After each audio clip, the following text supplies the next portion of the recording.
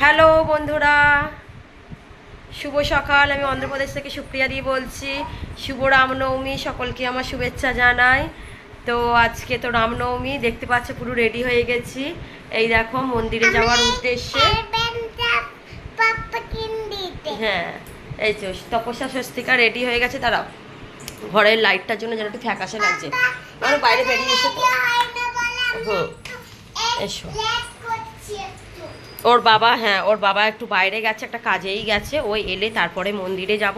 তো দেখতে পাচ্ছ আমি পুরো রেডি হয়ে গেছি। আগে ঘরের ঠাকুরকে পুজো করেছি। তো কি পুজো করেছি চলো তোমাদের সঙ্গে শেয়ার করি। হ্যাঁ, আর একটা রূপোর নয় আমার কাছে না, একটা রাম সীতা লক্ষ্মণ আর নিচে হনুমান বসে আছে একটা ঠাকুর ছিল। আমি সেইটাকেই পুজো করলাম, চাঁদিরই এই এরকম সাইজের।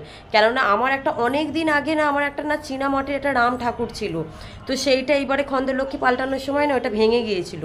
তো ভেঙে যাওয়ার পর থেকে আমি বলি যে তাহলে তো আমাকে কিনতে হবে। তারপর আমি বলি না, তো আমার কাছে তো একটা রাম ঠাকুর তো আছে, তো সেইটাই পুজো করেছি। এই দেখো, এই দেখো দেখতে পাচ্ছ তোমরা চাঁদির।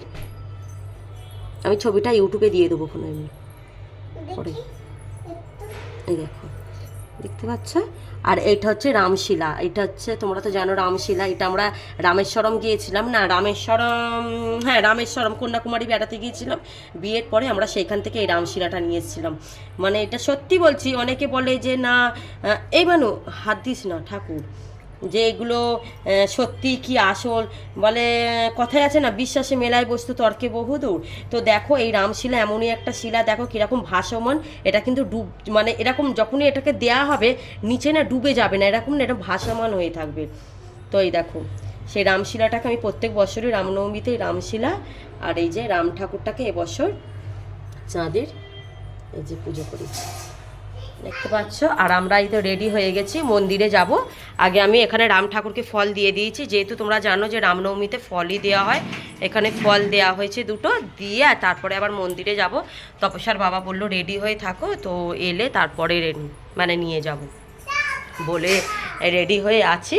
আর এই দেখো এখানে দোকান ঘরেই রেখে দিয়েছি ফল, মিষ্টি, নারকেল, ফুলের মালা। কি ফুলের দাম গো এখানে জানো, এক হাত ফুল কথা বললো 30 টাকা। কেন মানু এটা এই দেখো দেখো রেডি করে দিয়েছি তো, বলো এখন দেখো ফিচকিরি নিয়ে এ করছে। দেখো দেখি মানু তুই দাও। এই হচ্ছে তপস্যা। তপস্যাকে বলি যে না গরমে দেখো, এগুলো যে কটন সিটি মল থেকে কিনেছিলাম, তো আমি গরমে এই ড্রেসটাই তোর ভালো লাগবে আউটফিটটা। নাকি ফাটতে দিয়েছে? আচ্ছা। আর হ্যাঁ চলো এই দেখো বাইরেটা দেখো, যখন বাইরে তো বেরোবো রাত্রিরে তখন তো ভিডিও করবোই। এই দেখো কীরকম তালপাতা দিয়ে ঘিরে দিয়েছে। দেখো জামাটা নোংরা করছিস তো, আর আমি নিয়ে যাব না। দেখো কি সুন্দর তালপাতা দিয়ে ঘিরে দিয়েছে।